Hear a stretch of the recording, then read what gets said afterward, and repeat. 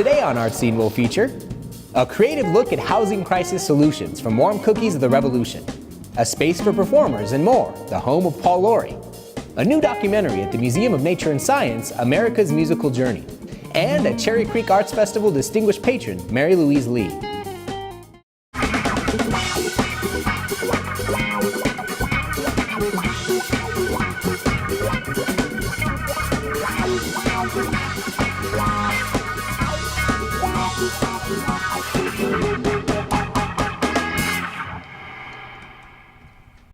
Civic engagement through the arts, a civic health club.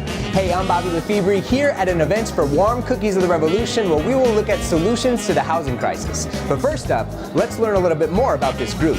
And in case you're wondering, yes, there are warm cookies here.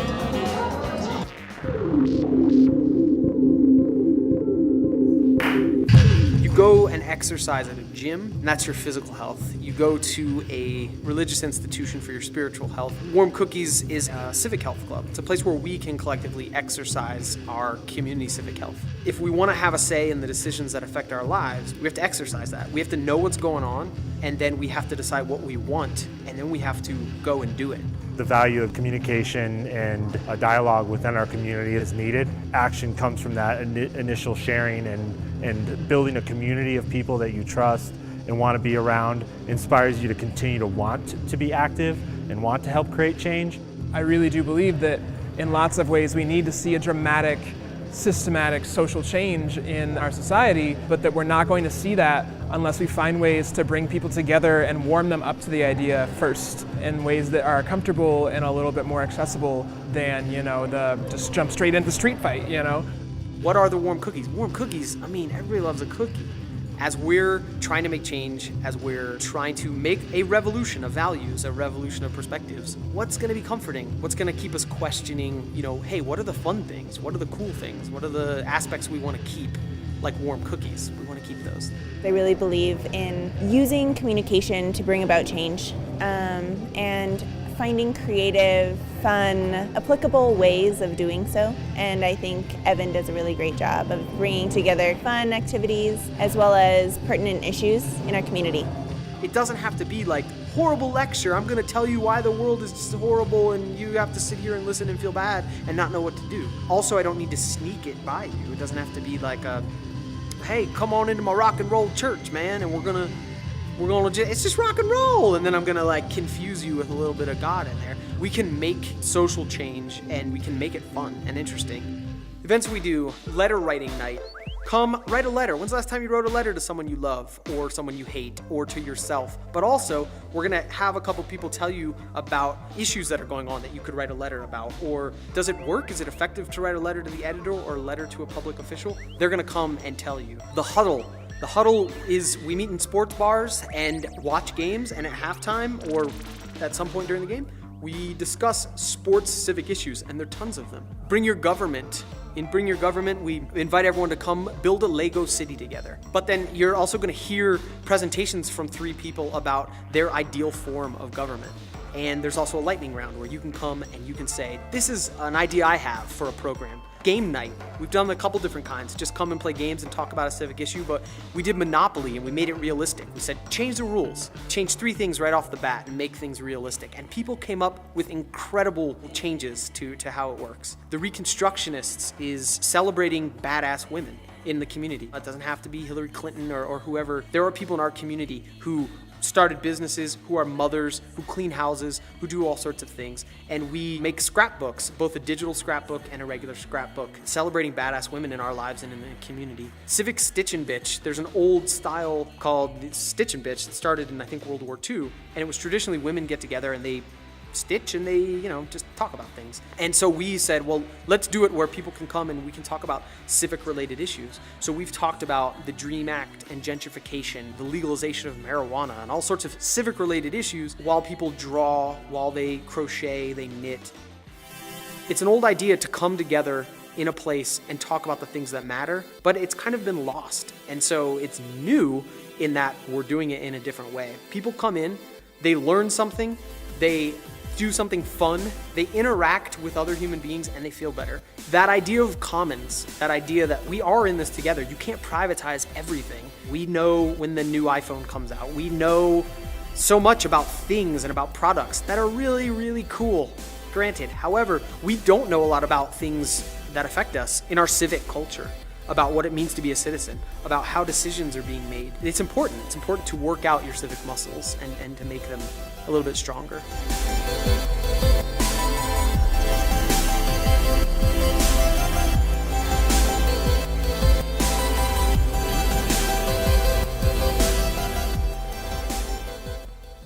We'll be back with more Warm Cookies of the Revolution later in our show.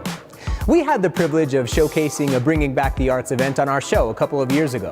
Now we're going to take a closer look at the sponsor and a Cherry Creek Arts Festival distinguished patron and Denver's First Lady, Mary Louise Lee.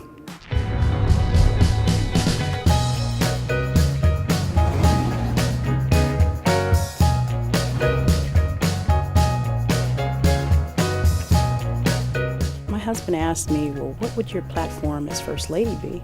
I said, are you kidding me? It's got to be the arts. Bringing Back the Arts is to help to restore arts education programs in Denver schools, to provide access to cultural institutions, and to promote our local artists. I've been a performer for many, many years, and I'm a product of the Denver Public Schools, so I know the importance of the arts and want to make sure that I'm reaching back and pulling up children within the arts. We have several components of Bringing Back the Arts. An internship program that is available for our juniors and seniors in high school.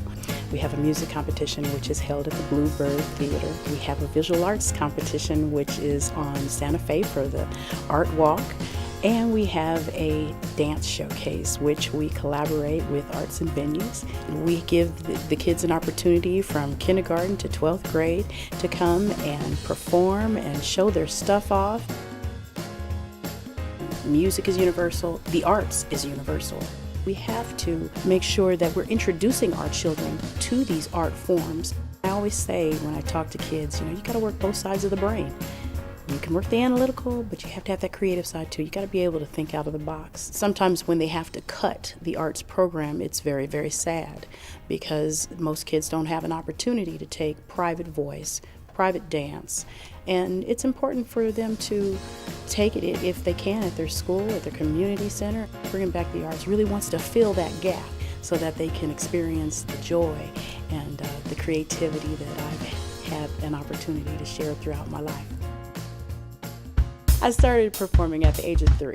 My parents sang in the choir at church. I actually started singing in the choir, and by the age of 5, I was directing the children's choir. I made my professional debut with the Denver Center Performing Arts. I was 18, a senior at Thomas Jefferson High School, and I understudied 3 women in the musical Beehive. And I did that for about 6 months, getting ready to go off to school in Oklahoma. And the director called me and said, so I know you're getting ready to go to school, but I need you to go on this 16-state national tour. So I talked to my family, and they said, hey, this is a wonderful opportunity. You should go for it. You can go back to school after the tour's over. And I did. I'm glad I did, had an opportunity to do that. From that show, went to another show, to another show, to another tour. I've traveled overseas doing Department of Defense tours. I've just had a wonderful performing career thus far, and I'm looking forward to just going further. My opportunities through singing, dancing, playing an instrument, it's just been, it's been enormous, and I'm excited about giving other kids an opportunity to experience that as well. I'm very passionate about the arts, always have been, and always will be.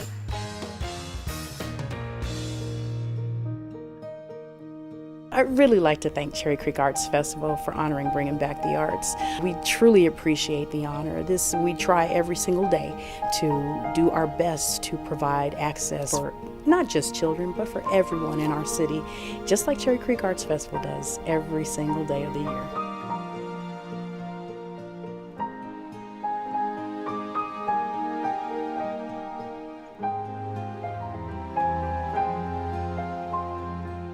My parents, especially my mother, has been such an inspiration for me to not just to go into the field of art, but just encouraging.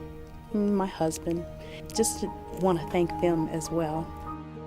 They've been my encouragers, and I truly appreciate it.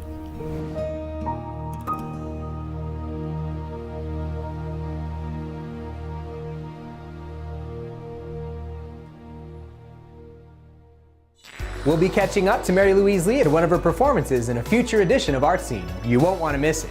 We'll be back with more after the break. All right, we are back on Art Scene here at Warm Cookies of the Revolution, looking at solutions to the housing crisis. You may have seen our recent feature on Rainbow Militia. Well, they rehearse in a really unique home here in Denver. It's the home of Paul Laurie, and we had a chance to chat with him about it.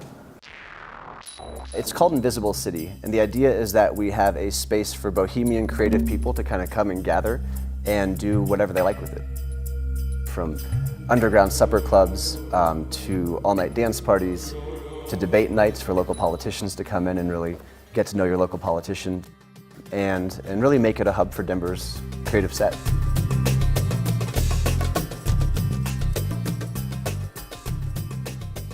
So talk to us a little bit about this space. So this was a synagogue. It was built back in 1930s.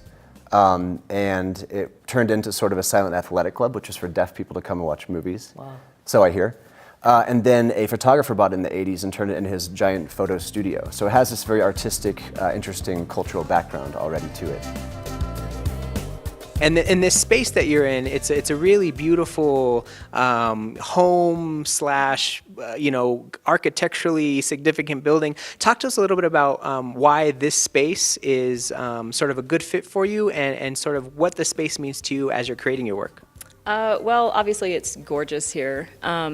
And I guess the combination of it being someone's home and also a space for events is nice because we have quiet and space to create things, but we also have this dynamic feel, so people are always coming in and out. We never know what's going to be happening here, so it's very creatively inspiring. So I really think that this is the kind of space that we want to gather diverse sets of people from all backgrounds in life and give them a home. So what are some of the types of events that you've held here in your home in this creative space? Because you look around, I mean, there's antlers here, there's globes here, there's books, it's just an amazing, beautiful space. So what is the spectrum of things that you've hosted here? So we do everything from community events for teachers to come in, educator appreciation happy hours. We've done a lot of photo shoots and video shoots for different bands and kind of bridal shoots. We also do a lot of internal events. So we'll have a pen to paper cafe, for example, which is a day that people can come in here. If they're painters, they can paint. If they're doing a startup, they can work on their laptops. They can take meetings. And then also at the end of that day, we'll have Rainbow Militia do an aerial performance where you can kind of hang out, meet each other in the cafe, and just relax for a bit. That's amazing. And so, right now the city is experiencing unprecedented growth. There's building happening everywhere. Actually, right next door to you, there's a crane, and there's something probably enormous and egregious that's going to go up there. Definitely. What is the importance of a space like this in Denver that caters to artists who are being displaced, who are being forced to find ways of living, outside the city? Yeah, totally. I'm from Denver. I went to East High School here, right in central Denver. And so I've seen a lot of change in the city, good and bad. And I think one of the changes that I haven't really appreciated is really the diversity has kind of gone somewhat down as the demographics of more new people coming here has gone up. Sure. So I really think that this is the kind of space that we want to gather diverse sets of people from all backgrounds in life and give them a home and somewhere to feel really comfortable if they're coming from somewhere else. They're immigrants or they're from right here in our backyard and this neighborhood and they feel like maybe they don't have anywhere to go. What is the best case scenario for a long-term plan for this space?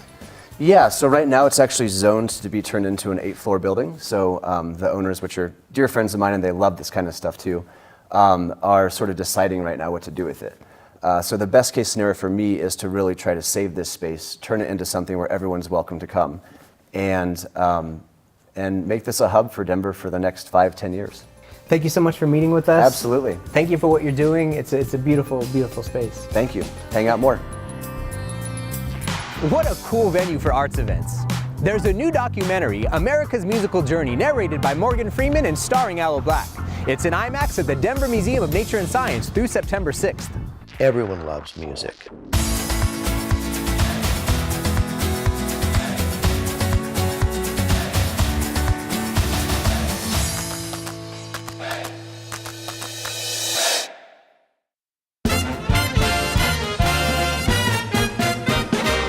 We're a nation of 1,000 different ideas.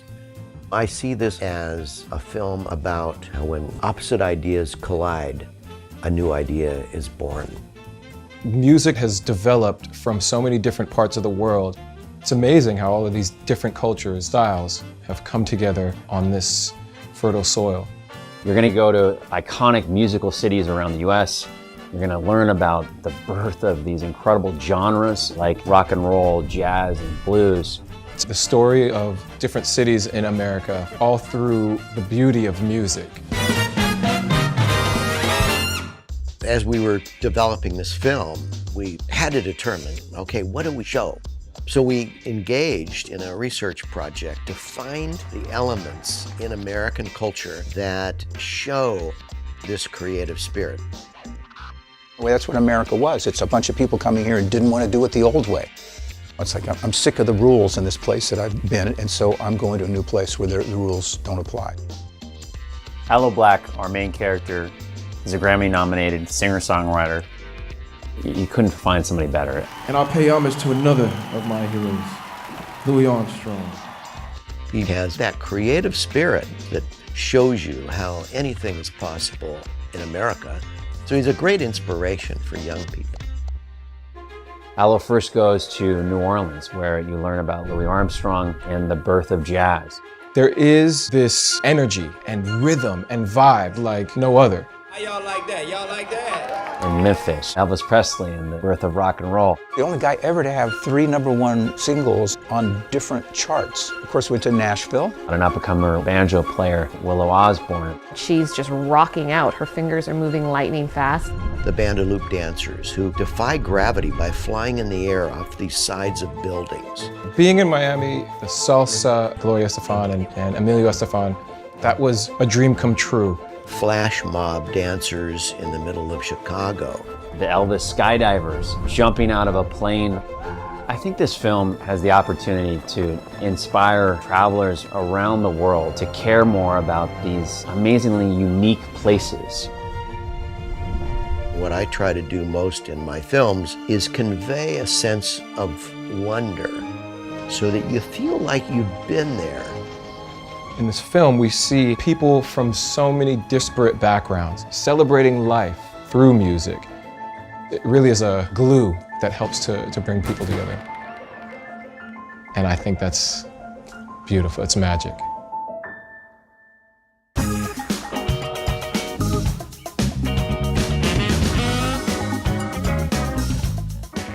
And now let's get back to more warm cookies of the revolution.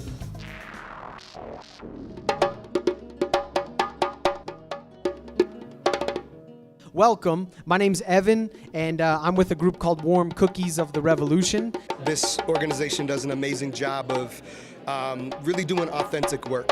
The point of today is to look at housing.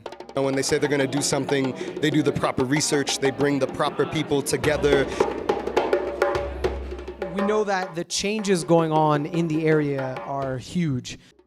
Denver's a great place to live, and as that word got out, if you will, more people came here, which caused a really abrupt increase in prices. And we see that across the metro area, almost every community. Yeah. Your picture of your house. So these opportunities the Warm Cookies provides are a great place for activists to connect to like-minded people. So this was an opportunity to really have a voice and hear from the community on various levels. And so we are just trying to get information from you. We hope that we have resources for you if you need them. And we're trying to work towards what do we do. So today, I mean, talking about something as serious as the housing crisis here in the metro area, you were able to pair arts and culture with, you know, a lot of really, really neat things. What is the importance of using art and culture as a platform to discuss these really complex social issues? I think it's essential. You know, oftentimes arts are sort of this post-it note at the end of many things having to do with issues, and I think that it's what makes a community is having culture, having arts, creative reflections of what's going on, and so it has to be sort of integral to what we're doing.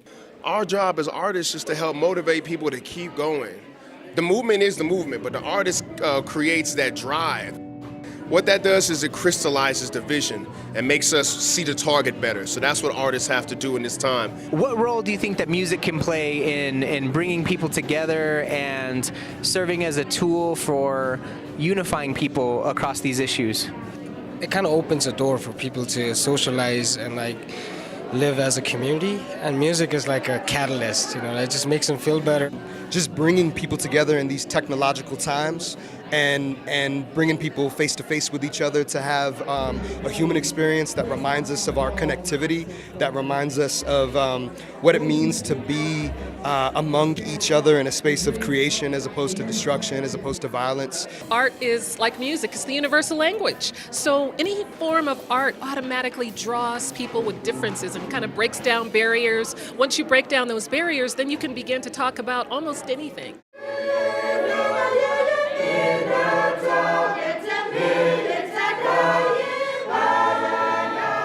It just kind of helps to relax the atmosphere, bring the defenses down, bring the stress down, and then we can talk more openly and transparently about what the real issues are.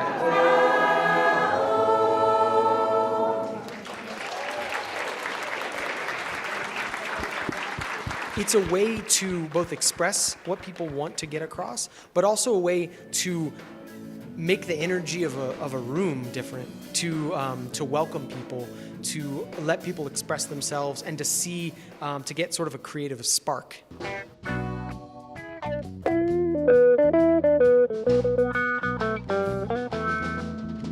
And what is it like for you? I mean, looking at the room today, there were 6 interpreters that were, interpreting in Korean, in Spanish, in all of these languages.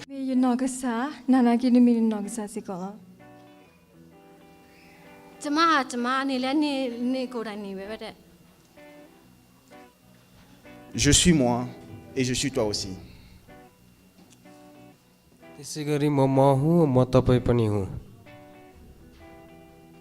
And everybody, I am me, and I am you too.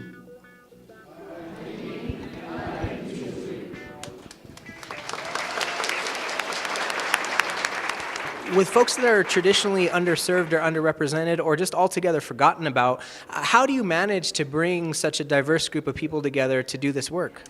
Getting people here is all about connecting with people in the community who have a draw in some way. So it takes a lot of energy, meeting people, knowing people, connecting with people, letting them know that this is something that either what they are going to say and offer is going to be valued, or that we have some kind of service or something that they can also get that is of value. There's real leverage here. Alone we have our own silos that I have a difficult time getting out of, but all these people leverage together, all these different languages, means that there's going to be a momentum, there's going to be a wave coming. I want to introduce Heidi Agler. Heidi is, she is in charge of the Boulder, Denver, and Aurora assessment of fair housing. So one of the focuses of our meeting today was to ask people what solutions would work for you. So we did that in 2 ways. We asked them about their needs and what would solve those needs, and then we also asked them about what trade-offs they'd be willing to make. So there's no on and off switch to be able to solve the housing crisis. It takes a lot of different efforts. It takes a lot of different solutions. People really emphasize community when we talk to them. So I would like housing in a co-op. Why don't we have more co-ops around here? I think a land trust sounds wonderful if it allows me to buy a home. So that's where a nonprofit, typically, or a foundation owns the land and people own the home. They also wanted some way to have their rents more guaranteed in terms of those monthly or yearly increases. And then people talked a lot about application fees as well. Why are they so high? I have to pay for a background check. I have to pay for processing. And the chances of me actually getting in that that unit are so low that I wish that there was some kind of rule that would prohibit landlords and property managers from taking a lot of application fees when they don't intend to rent to all the people they're accepting those fees from. We really need more city officials, government officials, people who are in position, who are making those decisions, to be sensitive and invested in these kind of forums so that they can come and hear directly from the people. I really feel that the people in these predicaments are the ones who have probably the best ideas for solutions. It was magical to see all those people together in one place talking about something that they all have a concern about. So if you do nothing else today, make sure that when the food comes, eat food. Make sure that when performers perform, you enjoy it. Talk to me about the cookies, right? I mean, we showed up here a little early, had a table full of cookies, warm cookies of the revolution. What do the cookies mean to you? Yeah, the cookies, you know, I mean, on the most basic level, cookies are just good. They taste good, people like that. And it's something that puts a smile on your face. It's going to change your mood when you're discussing something.